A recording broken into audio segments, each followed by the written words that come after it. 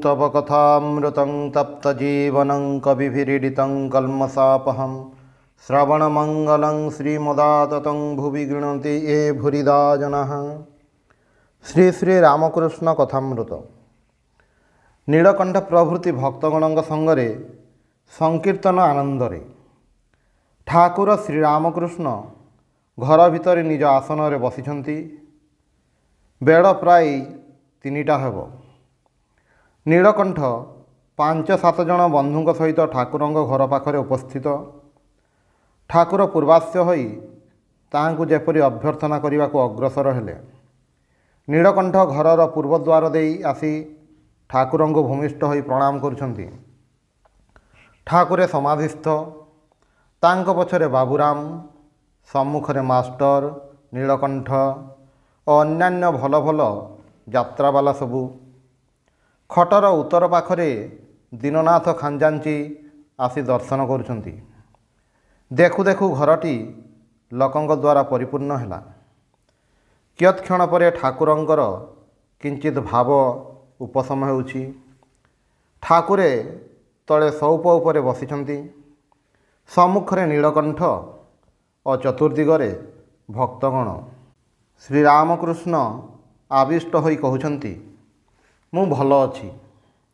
नीलकंठ कृतांजलि होई कहउछंती, मते मध्य भल करि दियंतु। श्रीरामकृष्ण सहास्य कहउछंती, तुमे तो भल अछ। करे आकार का पुणी आकार दे कौन हेब? कारे पुणी आकार देले सही का ही रहे। समस्तंकर हस। नीलकंठ कहउछंती, आज्ञा एई संसार रे पड़ी रहिछि। श्रीरामकृष्ण सहास्य कहउछंती, तुमको आउ 5 जनक पई संसार रे रखिछंती।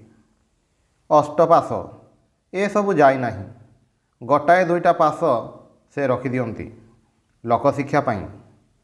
तुमे ए यात्राटी करिछ, तुमर भक्ति देखि लोकंकर केते उपकार होउछि। जदि तुमे ए सबु छाड़ीदेव आउ यात्रावाला माने कुआडे जिवे? ईश्वर तुम द्वारा कार्य कराई नेउछंती। कार्य शेष हेले तुमे आउ फेरिब नाही। गृहिणी संसारर समस्त कार्य सारी समस्त को खुआई पियाई गाधोइबाकु जाए। सेतेबेले आउ डकाडकी कले मध्य फेरे नाही। नीलकंठ कहउछंती, मते आशीर्वाद दियंतु। श्रीरामकृष्ण कहउछंती, कृष्णଙ୍କ विरहरे यशोदा उन्मादिनी श्रीमतीଙ୍କ पाखକୁ ଯାଇଛନ୍ତି। श्रीमती सेतेबेले ध्यान करुथिले। से भावस्थ होई यशोदाଙ୍କୁ कहिले, मु सही मूल प्रकृति आद्याशक्ति, तुमे मो ठारू वर नियो। यशोदा कहिले, आउ कौन वर देव? एतिकी कर जेपरि कायमन वाक्यरे तांकर चिंता तांकर सेवा करि पारे। कर्णरे जेपरि तांकर नाम गुणगान शुणिबाकु पाए। हातरे जेपरि तांकर और तांक भक्तमानकर सेवा करि पारे। आखिरे जेपरि तांकर रूप तांकर भक्तमानंकु दर्शन करि पारे। तुमर जेतेबेले तांकर नाम करी चक्षुरु अश्रु बहुछि, सेतेबेले तुमर आउ भावना कौन? तुमर तांको उपरे श्रद्धा आसीछि। अनेक जानिबार नाम अज्ञान, एककु जानिबार नाम ज्ञान। अर्थात एक ईश्वर सत्य जे कि सर्वभूतरे रहिछंती। तांको सहित आलापर नाम विज्ञान। तांको लाभ करी नाना भावरे भल पाइबार नाम हेउछि विज्ञान। पुणी अछि से 1 और 2 पार, वाक्य मनर अतीत।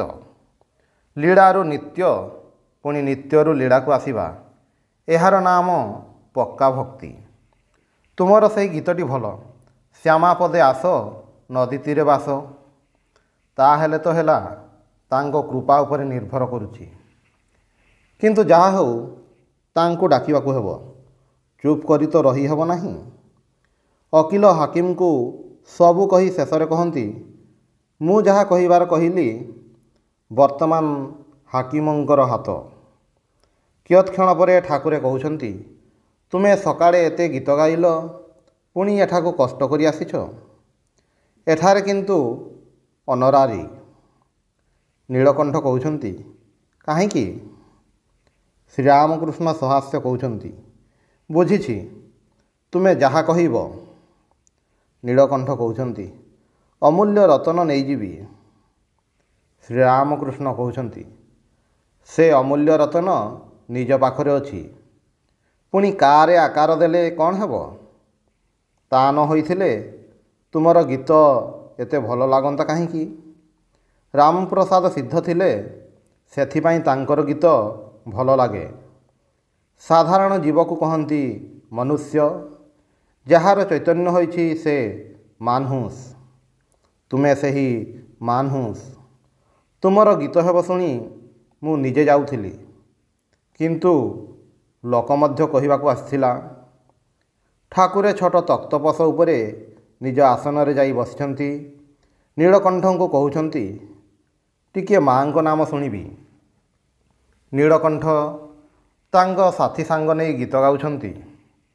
ଗୀତ ଶ୍ୟାମାପଦେ ଆସ ନଦୀ ତୀରେ ବାସ। ଗୀତ ମହିଷ ମର୍ଦିନୀ। ଏହି ଗୀତ ଶୁଣୁ ଶୁଣୁ ଠାକୁରେ ଠିଆ ହୋଇ ସମାଧିସ୍ଥ। ନୀଳକଣ୍ଠ ଗୀତରେ କହୁଛନ୍ତି, ଯାହାଙ୍କ ଜଟାରେ ଗଙ୍ଗା, ସେ ରାଜରାଜେଶ୍ୱରୀଙ୍କୁ ହୃଦୟରେ ଧାରଣ କରିଛନ୍ତି। ଠାକୁରେ ପ୍ରେମ ଉନ୍ମତ୍ତ ହୋଇ ନୃତ୍ୟ କରୁଛନ୍ତି। ନୀଳକଣ୍ଠ ଓ ଭକ୍ତଗଣ ତାଙ୍କ ଚାରିପଟରେ ବୁଲି ଗୀତ ଗାଉଛନ୍ତି ଓ ନୃତ୍ୟ କରୁଛନ୍ତି। ଗୀତ ଶିବ ଶିବ। ଏହି ଗୀତ ସଙ୍ଗରେ ମଧ୍ୟ ଠାକୁରେ ଭକ୍ତଙ୍କ ସହିତ ନୃତ୍ୟ କରିବାକୁ ଲାଗିଲେ। ଗୀତ ସମାପ୍ତ ହେଲା। ଠାକୁରେ ନୀଳକଣ୍ଠକୁ କହୁଛନ୍ତି, ମୁଁ ତୁମର ସେହି ଗୀତଟି ଶୁଣିବି, କଲିକତାରେ ଯାହା ଶୁଣିଥିଲି। ମାଷ୍ଟର କହୁଛନ୍ତି, ଶ୍ରୀ ଗୌରାଙ୍ଗ ସୁନ୍ଦର ନବ ନଟବର ତପତ କାଞ୍ଚନ କାୟ। ଶ୍ରୀରାମକୃଷ୍ଣ କହୁଛନ୍ତି, ହଁ ହଁ। ନୀଳକଣ୍ଠ ଗାଉଛନ୍ତି। ଗୀତ ଶ୍ରୀ ଗୌରାଙ୍ଗ ସୁନ୍ଦର ନବ ନଟବର ତପତ କାଞ୍ଚନ କାୟ। ପ୍ରେମେর ବନ୍যେ ଭେସେ যায়। ଏହି ପଦ ଧରି ଠାକୁରେ ନୀଳକଣ୍ଠ ଆଦି ଭକ୍ତଙ୍କ ସଙ୍ଗରେ ପୁଣି ନାଚୁଛନ୍ତି। ସେ ଅପୂର୍ବ ନୃତ୍ୟ ଯେଉଁମାନେ ଦେଖିଲେ, ସେମାନେ କେତେବେଳେ ହେଲେ ଭୁଲିବେ ନାହିଁ। ଘର ଲୋକରେ ପରିପୂର୍ଣ୍ଣ, ସମସ୍ତେ ଉନ୍ମତ୍ତ ପ୍ରାୟ। ଘରଟି ଯେପରି ଶ୍ରୀବାସଙ୍କ ପ୍ରାଙ୍ଗଣ ପରି ହୋଇଅଛି।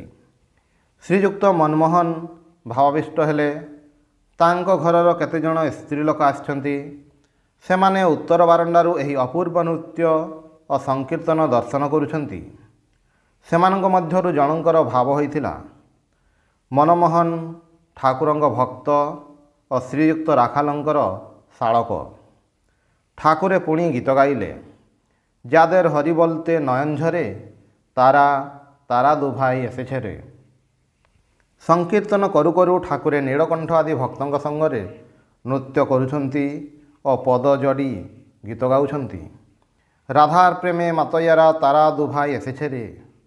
ଉଚ୍ଚ ସ୍ୱରରେ ହେଉଥିବା ସଂକୀର୍ତ୍ତନ ଶୁଣି ଚତୁର୍ଦିଗରୁ ଲୋକେ ଆସି ଜମିଛନ୍ତି। ଦକ୍ଷିଣ ଓ ଉତ୍ତର ଦିଗର ବାରଣ୍ଡା ଏବଂ ପଶ୍ଚିମ ଦିଗର ଗୋଲ ବାରଣ୍ଡାରେ ବହୁ ଲୋକ ଠିଆ ହୋଇଛନ୍ତି। ଯେଉଁମାନେ ନୌକାରେ ଯାଉଛନ୍ତି, ସେମାନେ ମଧ୍ୟ ଏହି ମଧୁର ସଂକୀର୍ତ୍ତନର ଶବ୍ଦ ଶୁଣି ଆକୃଷ୍ଟ ହୋଇଛନ୍ତି।